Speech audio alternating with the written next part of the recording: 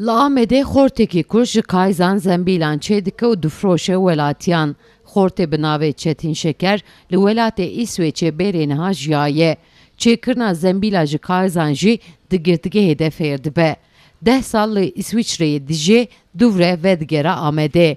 Li Amedê ji bo ku bikaribe debara xwe bike, dest bi çêkirina zembîlan dike. Kargehekê piçûk vedike û ji Kayza zembîlan çêdike. Dûvre jî zembîla difroşî welatiyên Amedê. Di derbarê fêrbûna karê xwe de jî wisa dibêje. Ez 10 sal lê Îswîçreyê man. Dê hepsê de ev kara hîn bûm. Ji kaxita zembîl çêdikim. Xelq hez dikin. Karê desteye tenebî desta çê dibe. Tu makine bikar nayîm. Xortê Kurd di kargehê de bi destê xwe Kayzan dike wekî qamişê û dest bi hûnandina wî dike û şiklê zembîlan dide. Dûvre jî li ser dezgehên xwe wan rêz dike ku müşteriyên wî bibînin. Li gorî hostê zembîlên ji Kayzê bala welatiyan dikişîne.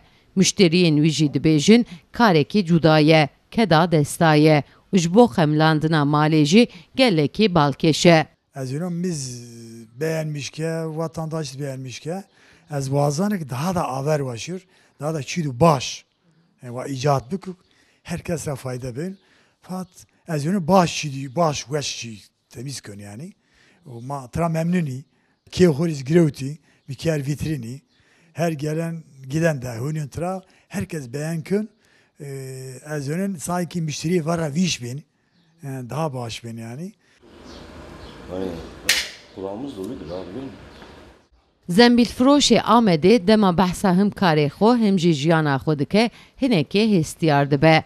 Lewra Xortê Kurd bi salan welatên xeribiyê de jiyaye, ji mala xwe ji zarokên xwe dur dikeve û ji ber bûyerekê jî 6 salan di girtîgehê de dimîne. Xortê Kurd dibêje heger di girtîgehê de fêrî ev kara nebûma, jiyan ji bo min wê bêtir zehmet bûya.